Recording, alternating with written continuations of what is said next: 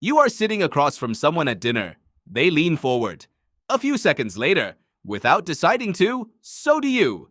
They cross their arms. Your arms fold too. You never noticed. You never chose it. But the real answer to why you do this is far stranger than a habit. To understand it, you have to leave the restaurant. You have to go somewhere dark, somewhere humid, somewhere alive with light. You have to go to a riverbank in the mountains of Tennessee on a single night in early June. Because there, thousands of insects are about to teach you something about your own mind. In the Great Smoky Mountains, there is a firefly called Photinus carolinus. On most nights, if you watched a field of them, you would see chaos. Little sparks flashing at random. One here, one there. No pattern, no rhythm, just scattered light in the black. But then something happens. Over a few minutes, the chaos begins to organize. A few fireflies start flashing near the same moment, then a few more join them. The pockets of light grow. They pull others in, and within minutes, an entire hillside of insects is flashing in perfect unison. Thousands of them, all going dark, all lighting up together. On, off, as if a single giant creature were breathing light across the forest. Nobody is in charge. There is no leader firefly. There is no conductor. So how does it happen? For a long time, scientists refused to even believe it was real. In the early 20th century, reports of synchronous fireflies were dismissed as illusions.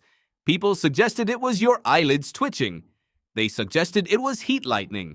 One scientist writing in the journal Science in 1917 insisted that insects simply could not coordinate like that. It had to be a trick of the observer. They were wrong, and the truth turned out to be far more interesting than a trick. The answer came from mathematics. In 1990, a mathematician named Stephen Strogatz, working with his colleague Renato Mirolo, published a model of what they called pulse-coupled oscillators. It sounds complicated. It is actually simple, and it is beautiful. Picture each firefly as a tiny internal clock. The clock slowly charges up, and when it reaches the top, the firefly flashes and the clock resets to 0. On its own, each firefly would flash at its own steady pace, ignoring everyone else. But fireflies do not ignore each other. Here is the key. When a firefly sees a neighbor flash, it nudges its own clock forward a little. It speeds up just slightly to get closer to the one it saw. That is the entire rule. See a flash, jump a little ahead. Nothing more. And Strogatz proved something remarkable. If you fill a field with thousands of these little clocks, each one only reacting to its neighbors, each one only following that one tiny rule, they will always end up synchronized. Always. It does not matter where they start. It does not matter how scattered they begin. Order emerges from nothing but a crowd of individuals, each quietly adjusting to the ones around them. No plan, no leader, no decision, just proximity and imitation, repeated thousands of times until a forest breathes as one. Now hold that image and come back to the dinner table, because you are a pulse-coupled oscillator too. You do not flash light, but you carry rhythms. The pace of your breathing, the speed of your speech, the tension in your shoulders, the rise and fall of your mood. And when you are near another person, your body does exactly what the firefly does. It sees them, and it nudges itself closer. Scientists have a name for this. They call it the chameleon effect. In 1999, two psychologists, Tanya Chartrand and John Bargh, ran an experiment that has become famous. They had people sit and have a casual conversation with a stranger. What the people did not know was that the stranger was working for the researchers, and that stranger had been told to do one specific thing: to rub their own face, or to shake their own foot. The result was startling. When the stranger rubbed their face, the real participants started rubbing their faces too. When the stranger shook their foot, the participants started shaking their feet. They had no idea they were doing it. When asked afterward, they noticed nothing. No decision was made. No intention was felt. Their bodies had simply seen the flash and nudged their clocks forward. But Chartrand and Bargh did not stop there. They ran a second version of the experiment, and this is where it gets deep. This time, the stranger was the one being copied. In some conversations, the researcher deliberately mimicked the participant, matching their posture, their gestures, their movements. In others, they did not.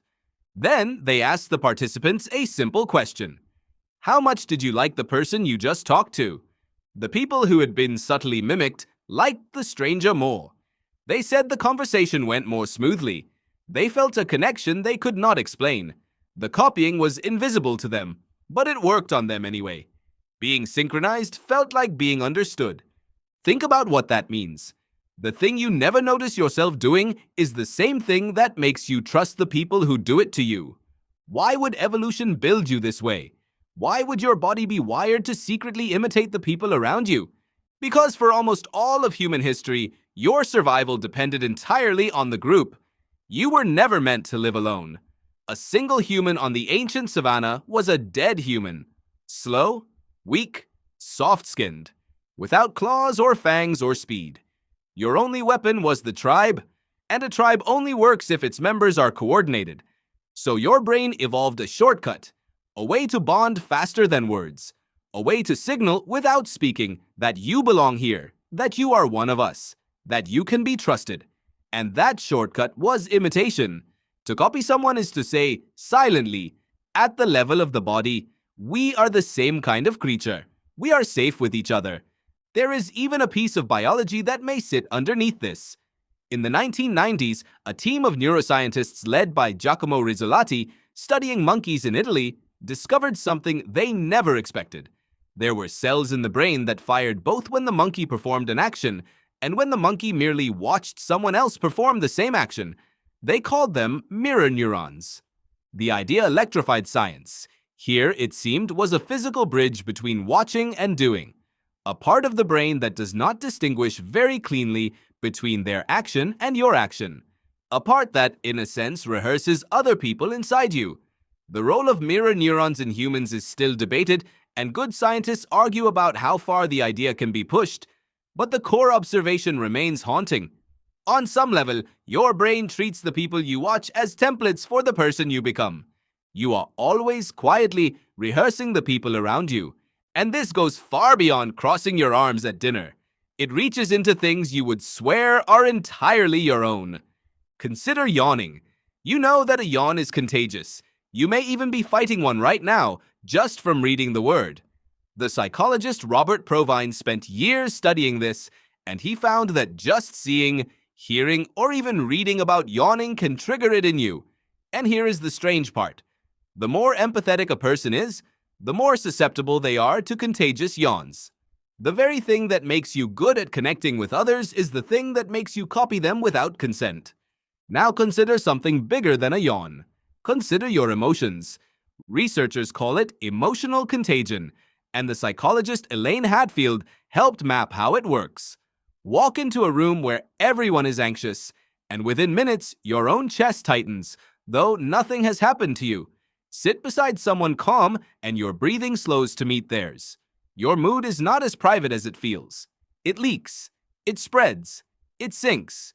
You catch the feelings of the people around you the way the fireflies catch each other's light.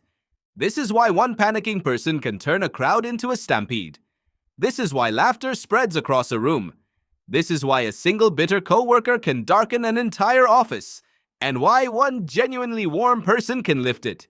Each of you is nudging your clock toward the others, all day, every day, without ever agreeing to. So step back and look at what you actually are. You feel like an individual. You feel like the author of your own gestures, your own moods, your own pace through the day. But a great deal of that is borrowed. The way you speak was shaped by the cadence of the people you grew up around. The opinions you feel certain of were, many of them, absorbed from the flashes of the crowd you happen to be standing in. Your posture right now, the tension in your jaw, the speed of your thoughts, is partly a reflection of whoever you were last with. You are not a single steady light. You are one firefly on a vast dark hillside, constantly adjusting, constantly sinking, constantly pulled toward the rhythm of everyone near you. And here is the part that should stop you. If you are always sinking to the people around you, then the single most important decision you make is not what you think, or what you decide, or how hard you try. It is who you stand next to, because their rhythm is quietly becoming yours. Their pace, their mood, their habits, their fears are nudging your clock a little forward every day, whether you notice or not. Choose the anxious, and you will flash with anxiety. Choose the ambitious, and you will feel your own pace quicken to meet theirs. Choose the calm, and something in your own chest will finally slow down. You cannot fully opt out of the synchronizing. It is built into you, down in the oldest wiring, from a time when falling out of rhythm with the tribe meant death. But you can choose the field you stand in. So think again about that dinner. Someone leans forward, and a few seconds later, so do you. You never noticed. You never chose it. But now you know what it is. It is not a habit, and it is not weakness. It is the oldest social technology on Earth. The same silent rule that turns 10,000 scattered sparks into one breathing light across a mountainside. You were built to sync. The only question that was ever yours to answer is who you sync with.